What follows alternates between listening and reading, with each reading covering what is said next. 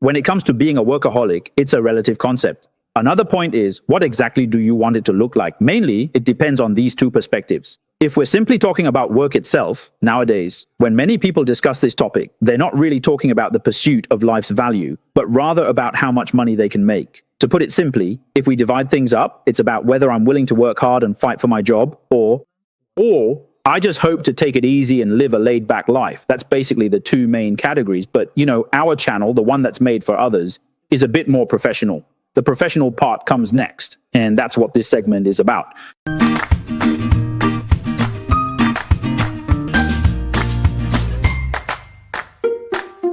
Hello everyone. Last time we talked about how to get support from influencers, and the response was really positive. So today we're going to explore this topic again. Basically, if you want to coach clients, are you someone who works super hard, or are you more the type who just wants to take it easy and lie flat? What is your real attitude towards work? Nowadays, a lot of people feel like, no matter how hard I work, I still can't make much money, so I might as well just take it easy.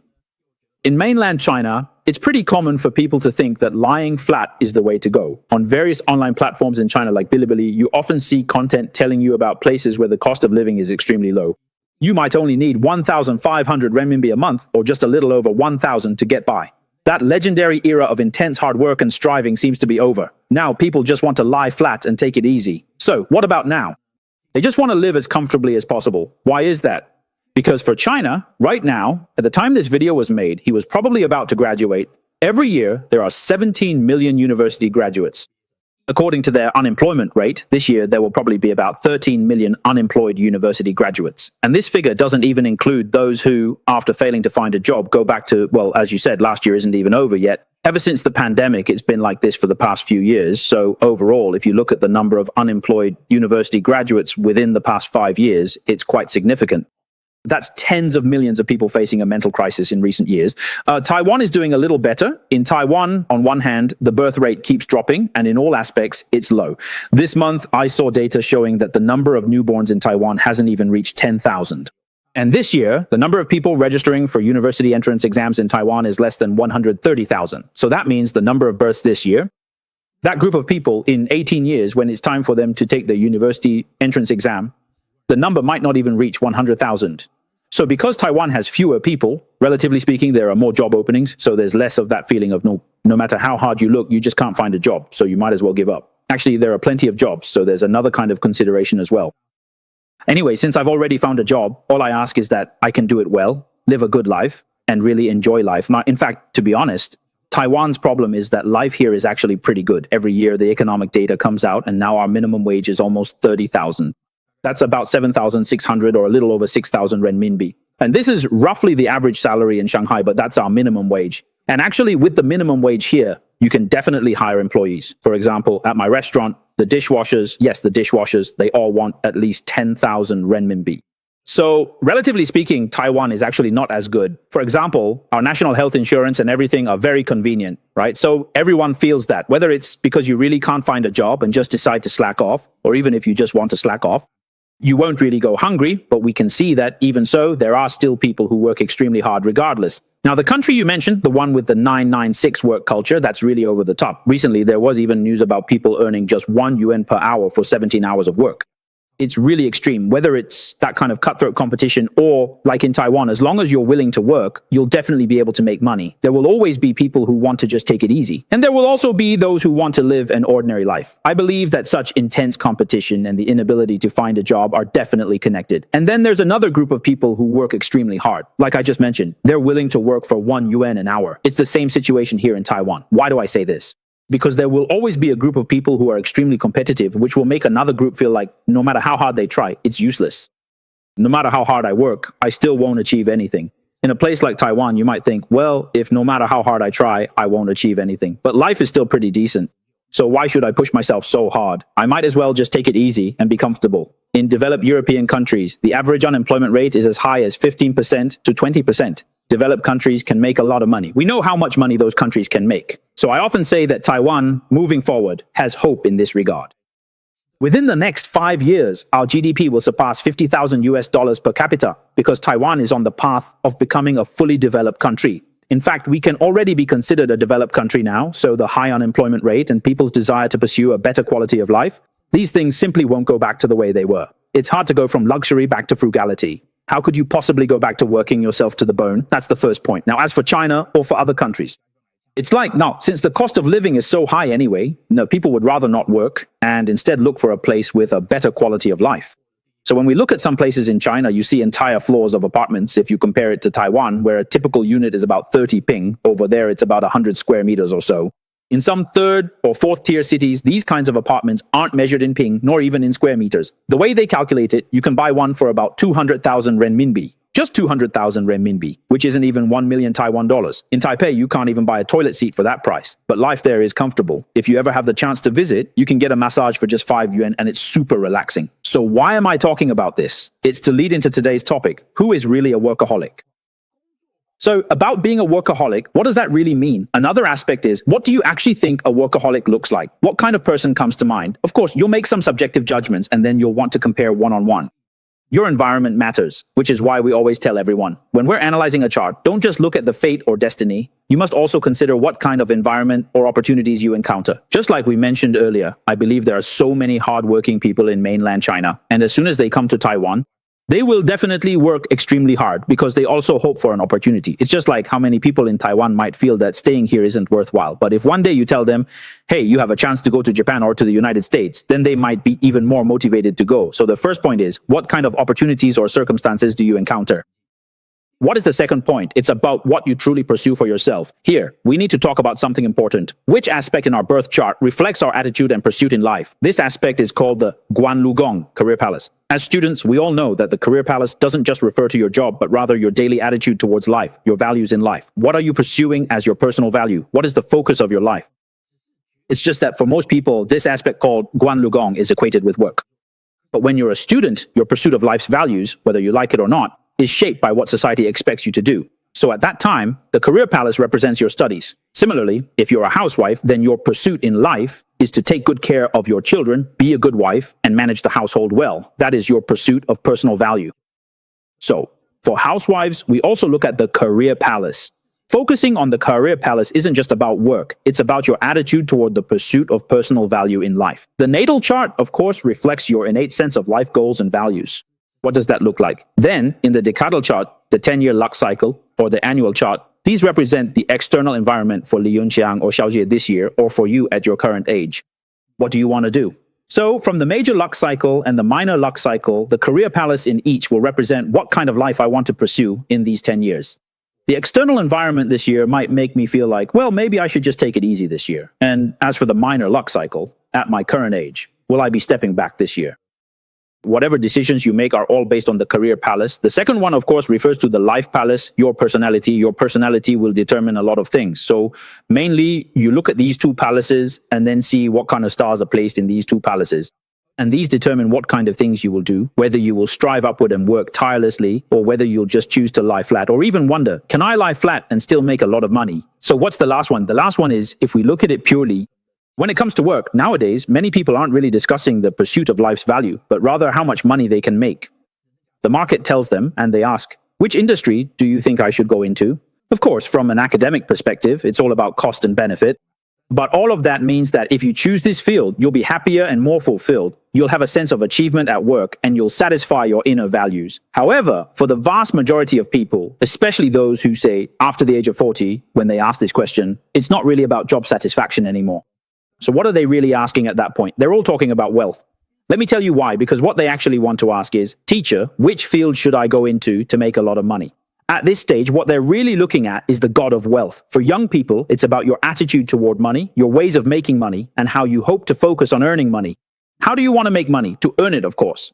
Ideally, you don't have to kneel, you don't owe anyone, and you can maintain your dignity. It depends on the method you choose, right? The choice is about the god of wealth. So basically, you look at these three aspects, and based on your own needs and desires, you decide which deity's position to consult. Simply put, if we divide things up like this, so am I really willing to work hard and fight for my career, or do I just want to take it easy and simply get by day to day? We mainly divide people into these two categories, but as you know, our channel, since it's a channel for others, is a bit more professional, right? The professional part comes in this next section. Even though we mainly split it into these two types, we can break it down further. For example, it depends on my own personality. Is it that I want my work to be like this, or am I already a middle-aged man or woman? So actually, I want to be lazy, and I also hope to make a lot of money. At this point, what I might be looking at is something like that. Next, I'll introduce two types. What kind of work will I work hard at, and what kind of work do I just want to lie flat and make money? Please don't tell me, but teacher, doesn't everyone want to just lie flat? Like high pay, easy work, close to home? Isn't that what everyone wants? Theoretically, yes, but in reality, people don't necessarily do that. It's like how people say all men want to have multiple relationships, right? But not everyone can actually do it, but well, that's not the point. It's the same as doing it. So from the perspective of job positions, we can divide them into these two main directions. So what kind of people will be motivated to work hard? If we look at it from a new perspective, basically, in the workplace, the first type is those who want to take the lead in a series of things. They are generally quite driven and are usually the ones who take charge of everything. In the context of new drugs, there are also different categories. In other words, Tianji star represents brothers, while Zi Wei star represents official career paths. Pay attention, is that correct? The first type, in fact, you see, is related to official career, but in principle, they are very dedicated to the things they care about. Why do we say the principle is scattered like this? Because if he happens to be doing a job he doesn't like, then he won't seek you out. So what are the things he pays attention to? Things related to Zi Wei and Taiyang. And what else would be like this? It's that kind of, anyway, very relaxed attitude, and also my Qisha and Tanlang traits. What about Po Jun and these others? Basically, as long as it's a job he likes, he'll go all out and work hard at it. And what about the last few types? The last ones are those with Sha star. So if you have those just mentioned, plus Qi Yang and Ling Xing, plus Mars, then basically all of them have orders. But among the Sha stars, there are only 3 positions. What about Tuo Luo? Tuo Luo needs to be washed a bit. It will obediently do things, but will it do it this way or that way, or is this way better? So for these types, as long as they like the job, they'll be very dedicated. As for the others, they just want to push themselves. There's also a situation where they want you to be forceful. If you add Sa Xin, what if you add Sa Xin to Bill? Then he will also want to try different things. So what's next? If 2 stars are placed together, for example, if the Sun and Tian are put together, then of course the Sun takes the lead. In the solar system, if they're put together, the one in front takes precedence. So there are 3 bottles in total. Therefore, the key point for Mian Gong is, only if I like it, will I put in so much effort. As long as I don't like it, I won't care so much about Lu Gong. As long as you want to have a chance, want to give it your all, want to be serious, and want to take control of everything, this episode is about the Sun in Shabulan and the talent of Zi Wei, especially when it involves the presence of Sha Xing. Sha Xing is the same in this regard. The group with Mars, Xin Yang, and Ming Xing in principle will all be work-oriented. There's something very special about this group. For those with Hua Qiong, Hua Kei, or Hua Qi patterns, they're not just workaholics. Work is their entire life. This kind of person works extremely hard, and they don't necessarily care about how much money they have. Of course, it's not that they don't care about money at all. That's not what I mean. It's just that they don't always have to pursue wealth. Sometimes for them, achievement at work is more important. Similarly, if it's not these few patterns but some other ones, then usually their attitude towards work will be a bit more relaxed. They might care more about whether they have good colleagues, whether the work environment is nice, or whether the job makes them feel comfortable and at ease. They tend to be like this. They don't have such strong ambitions, especially when certain things happen, like when things are winding down or when they're transitioning. They'll lean even more towards this attitude. Up to this point, we can see that, as we mentioned earlier, you need to observe your environment.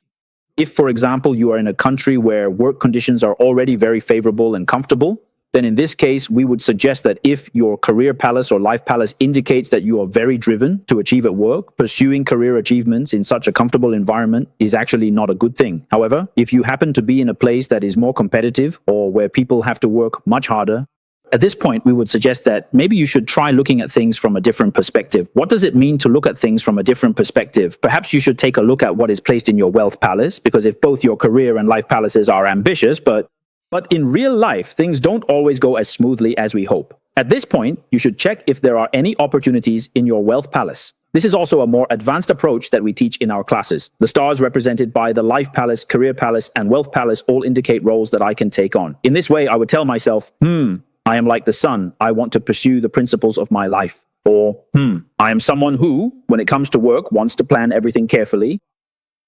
At the same time, I can also be a Qisha star. So I need to work hard and seize opportunities to earn more because I have such chances. The interesting thing about what I'm talking about is that it reveals all kinds of hidden elements within you and shows you which element you can bring out and focus your efforts on at this particular moment. You could say that at this time, you can bring out this effort, and this effort will help you better achieve your needs in this environment. This is something I often mention to everyone. Fate studies are about the interplay and changes between people and their environment. You can't just look at the person, nor can you look only at the environment.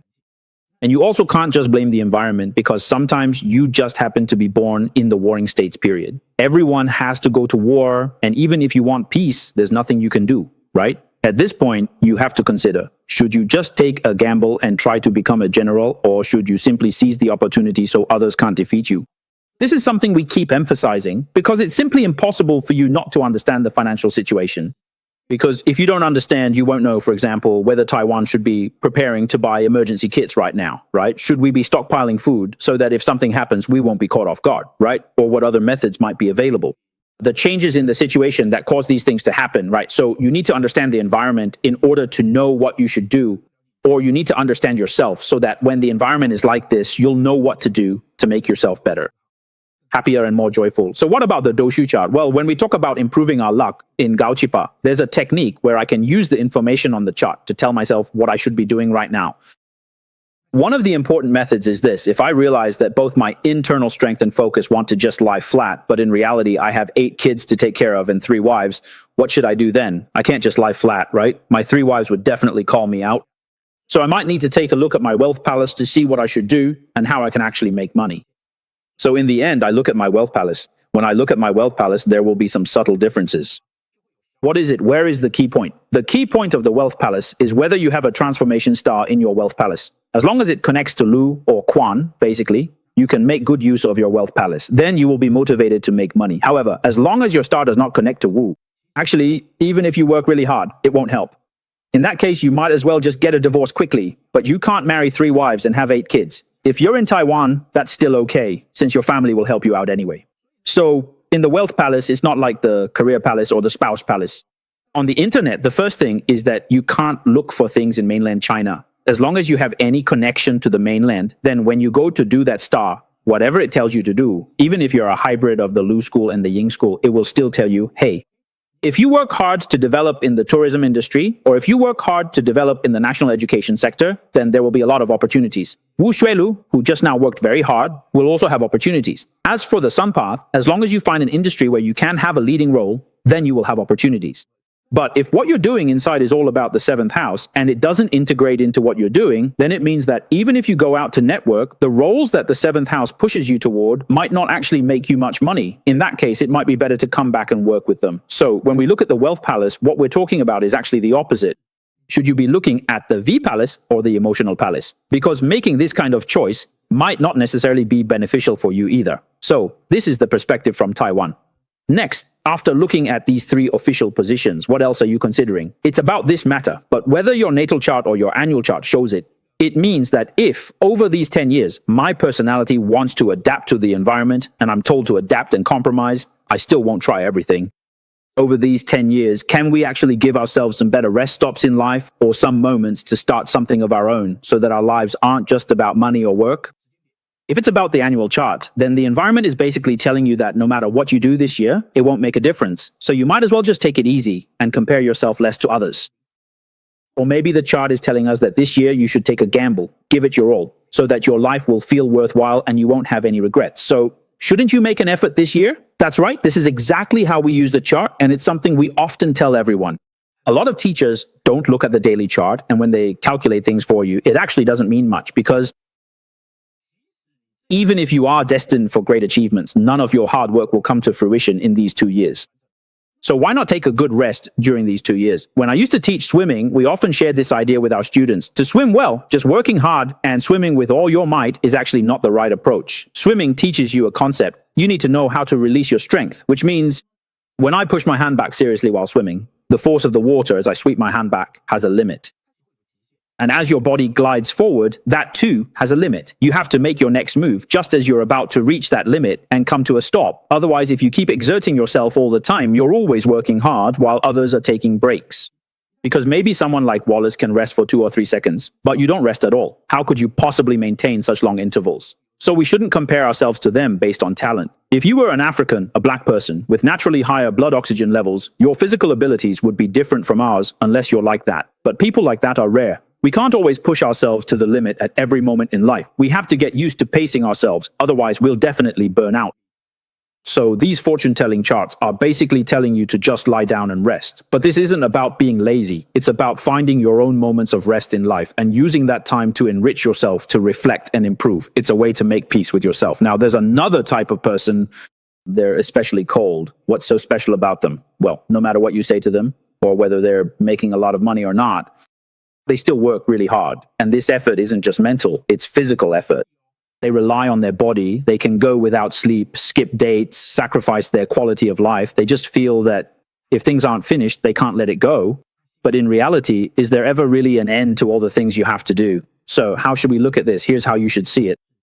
Does your sense of responsibility create a kind of hunger, or does your sense of responsibility create a kind of deficiency in your life? In other words, does work leave a gap in your physical abilities, or does work create a void in your life that you feel compelled to fill? So, if work creates a void in my life, I'll keep working hard to fill it. If work creates a void in my physical state, then work will keep pushing me to the limit, constantly squeezing me dry. So here we're talking about the technique of saying things without substance. Does your sense of responsibility cause the sun in the GU palace of your destiny palace to be afraid of being challenged, making the sun in the GU palace more dominant? So your sense of responsibility leads to the sun in the GU palace and the sun becomes overbearing. Or if your sense of responsibility causes the tie-in, moon, in your destiny palace to collapse, then your sense of responsibility leads to the tie-in in your destiny palace causing trouble. If this kind of situation occurs, usually you will also be someone who works extremely, extremely hard. At this point, when it comes to internet words, will the technique have strength? And if it's drawn in, will it become useless? Well, in principle, you could say so, but usually at this time, it only shows up in the company or enterprise. Because if it's in the destiny palace, the Lu star means that work will make their life feel very fulfilling, and they might also work diligently, just not to the extent of that kind of anxiety where you feel like, I have to do this well or else. Now, if we look at it from a more laid-back perspective, for example, when the Lu star is in the second palace, it means my work should, for instance, especially if it's in the same palace as the 8th root, or if tie-in transforms into Lu. This kind of peach blossom energy, when it manifests, is meant to make my physical self feel comfortable. People with a lot of peach blossom energy tend to live quite well. So from these perspectives, can we figure out what type of person you are? There's another very important point in this section. Do you know what it is? First, if you look at your husband and the kind of work he does, then you shouldn't keep pressuring him to come home and spend time with you, because when he comes home, he won't be in the mood. You need to respect his needs and attitude toward life. Second, when it comes to hiring employees, if your company is doing well and you can provide them with a sense of achievement, then bringing this up is a great way to attract excellent employees. Third, if you understand your own situation and your health might not be good, then you need to consider for yourself that maybe at certain times you should take more breaks, because even if you keep working, it won't be effective. What are you doing? You said that even your laundry line is working like a lemon washer, and you still have your small line and basin left. You should schedule breaks for yourself at those times, take some vacations, and pay attention to your own well-being. This way, the drive and effort to keep pushing forward at work can be sustained for a longer time. Today, we introduced who are workaholics and who just want to slack off, but we're just having a laugh with everyone. I believe that in this world, no one really wants to slack off completely. It's just that you haven't found your motivation yet. If you feel it's truly worthwhile, then you'll want to work hard and give it your all. Just like I don't think everyone is cut out for everything. It's just that you've found your true love. All right, thank you, everyone.